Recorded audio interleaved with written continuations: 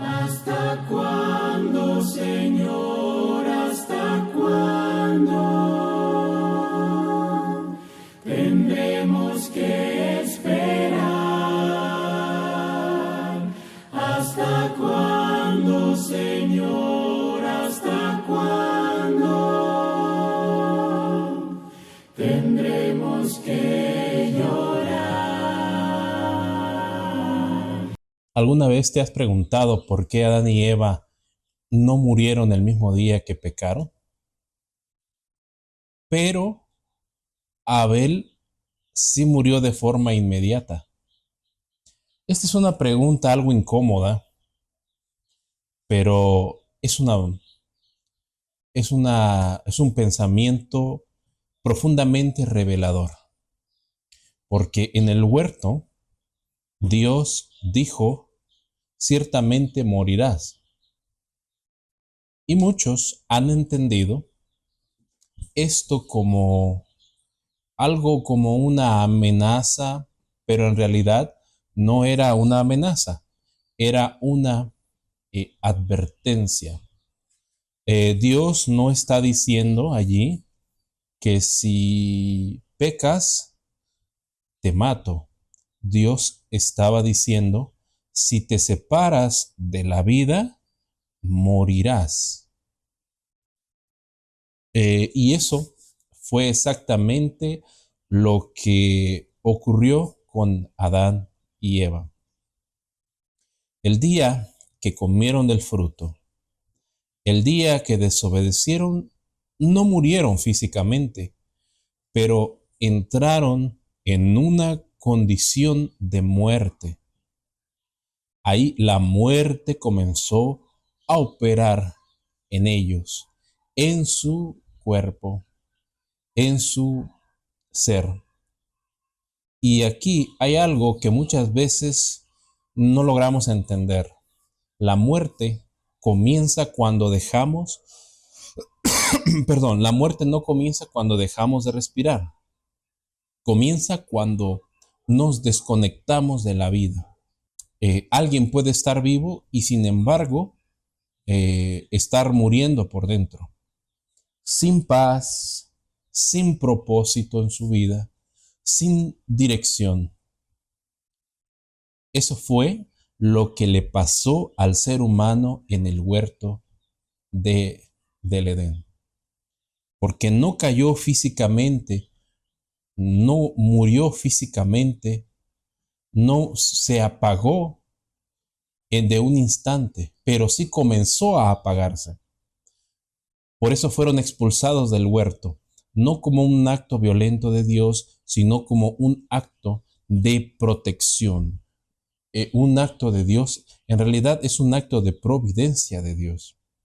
Porque si comían del árbol de la vida, en ese estado de rebeldía, iban a vivir eternamente en una condición de muerte. Y desde ese momento, Dios ya tenía un plan para redimir, para rescatar, la resurrección.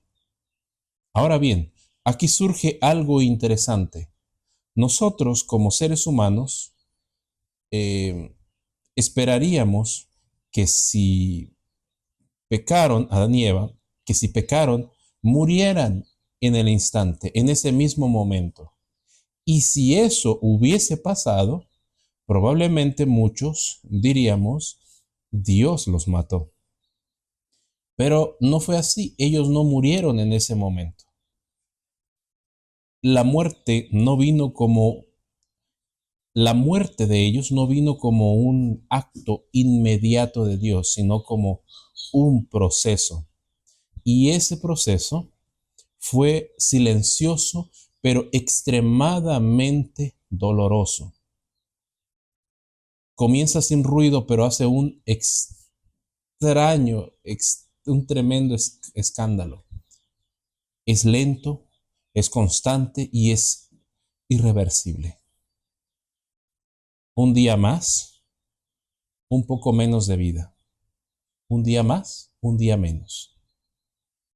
Otro día más, y un poco más de desgaste físico, hasta que finalmente lo que comenzó como invisible se vuelve inevitable. Y la muerte estaba allí, pero aún no se veía en toda su crudeza, hasta que ocurre algo grave, algo extraño. Es la primera vez que ocurre algo como esto. Caín y Abel.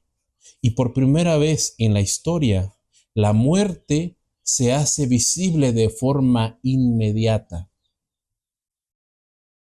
Y atención, esa forma inmediata y violenta no viene de Dios, viene del hombre.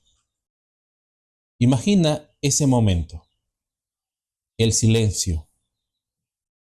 Caín frente a Abel, tensión, respiración agitada.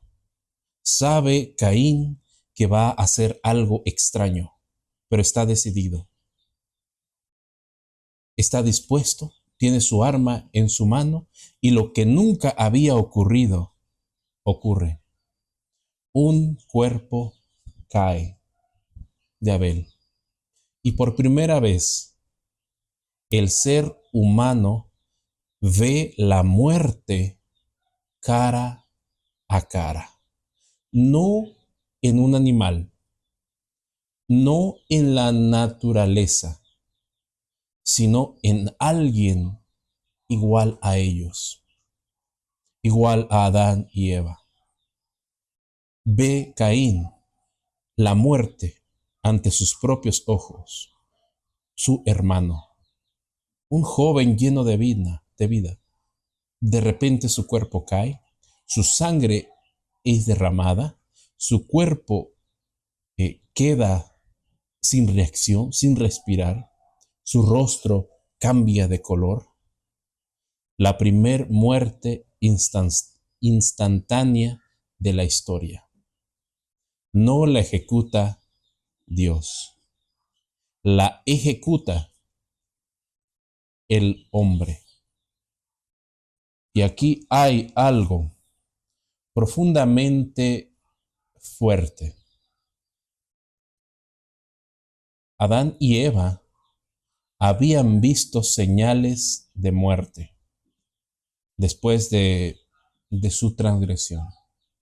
Habían visto hojas de los árboles caer, habían visto animales morir incluso en sus propias manos, pero ahora te imaginas ese momento, tú como padre, ver a tu hijo en la tierra sin vida, sin poder hacer nada, sin poder entender completamente cómo llegaste hasta ese punto. Y entonces, aquí, todo cobra sentido. La advertencia en el huerto. Esas palabras, ciertamente morirás. Esa decisión de rebeldía. Eso lo trajo a este momento. Ahora, delante de Adán y Eva, el pecado tiene rostro, el rostro de Abel. Ahora entienden de una manera mucho más profunda lo que realmente produce el pecado, lo que realmente produce desconectarse de la vida. Y no es solo lo que sienten tristeza, no es solamente deterioro lo que está sucediendo, es delante de ellos la muerte.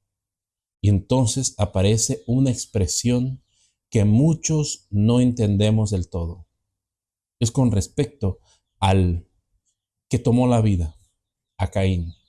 La escritura lo llama que era del maligno.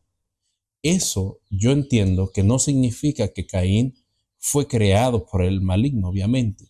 Significa que él, Caín, adoptó una actitud, un carácter que no se alineó a la forma de pensar de Dios, que Abel seguía, sino a la forma de pensar del enemigo. Y actuó bajo su influencia, porque al final ser del maligno no es un tema místico, es un tema de carácter, es un tema de actitud.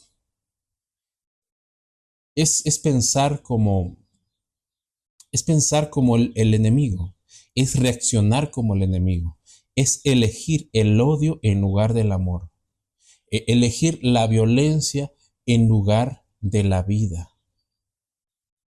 Y si somos honestos, todos en algún momento hemos estado más cerca de Caín de lo que nos gustaría admitir. Ahora, vemos en esta historia dos gobiernos completamente distintos. Por un lado, el gobierno de Dios, un Dios que advierte, que no amenaza, que respeta las decisiones, pero te dice cuáles van a ser las consecuencias, que busca Él resolver incluso esto, restaurar, dar su vida. Y también vemos en esta historia el otro gobierno, el gobierno del maligno, un sistema que engaña, un sistema que divide, que llena de odio el corazón y que finalmente produce persecución y muerte. Por eso es importante entender algo. Dios no necesita perseguir o matar para gobernar, porque el pecado ya produce muerte por sí mismo. Y aún después de lo que hizo Caín, miren, después de lo que hizo Caín, Dios no llega como su castigador, como su verdugo. Llega preguntándole o haciéndole una pregunta que lo enfrenta a sí mismo Caín. ¿Dónde está tu hermano? Miren qué pregunta tan fuerte. Dios mismo le pregunta a Caín, ¿dónde está tu hermano? No solo es una pregunta para Caín, es una pregunta para cada uno de nosotros hoy. ¿Dónde está tu hermano? ¿Dónde están nuestros hermanos? ¿Qué estamos haciendo con los demás, por los demás? ¿Estamos dando o transmitiendo de Dios vida? ¿Estamos enseñando a un Dios de vida? ¿O estamos destruyendo? ¿O estamos presentando a un Dios que destruye? Con nuestras palabras, con nuestras acciones, con nuestras actitudes, no solo como enseñanza. Ahora, aquí ocurre algo más, algo profundamente injusto. Abel muere, un justo muere, un inocente muere. Y pareciera que todo termina ahí, pero no. Escucha con atención el siguiente pensamiento. Cuando Dios le dice a Caín, la voz de la sangre de tu hermano clama a mí desde la tierra. Y esto es clave entenderlo bien. No significa que Abel continúe vivo. No significa que literalmente la sangre tiene una voz y habla desde el suelo. Significa algo mucho más profundo que esto. Significa que esa muerte no es ignorada por Dios, que esa injusticia no queda olvidada. Significa que en el corazón de Dios En el corazón de Dios está ese clamor. Un clamor por hacer justicia, un clamor por restaurar, un clamor por devolver la vida. Porque Dios no es indiferente al dolor humano.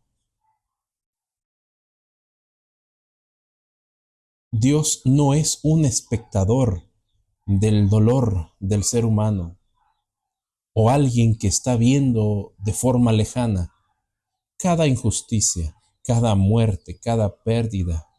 Tiene eco y lo tiene en el corazón de Dios. Y ese eco nunca se apaga. ¿Y saben en qué lo transforma Dios? En una promesa. La promesa de que la muerte no va a ganar. La promesa de que lo que se perdió será restaurado. La promesa de que Abel no quedará en el polvo para siempre, sino que va a resucitar. La sangre de Abel clama porque el amor de Dios no acepta que la muerte tenga la última palabra. Esa voz no está en la sangre literal, está en el corazón de Dios. Y ese clamor que se escucha no es un clamor de venganza, es un clamor de redención.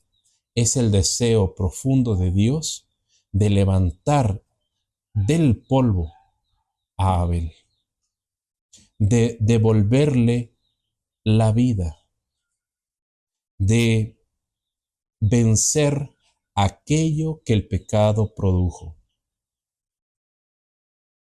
Porque donde el pecado trajo muerte, Dios allí mismo trae vida, trae resurrección.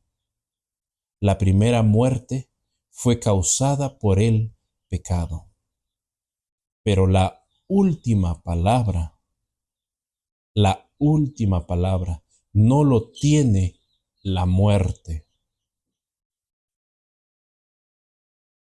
La tiene la vida. Y esa vida viene de Dios.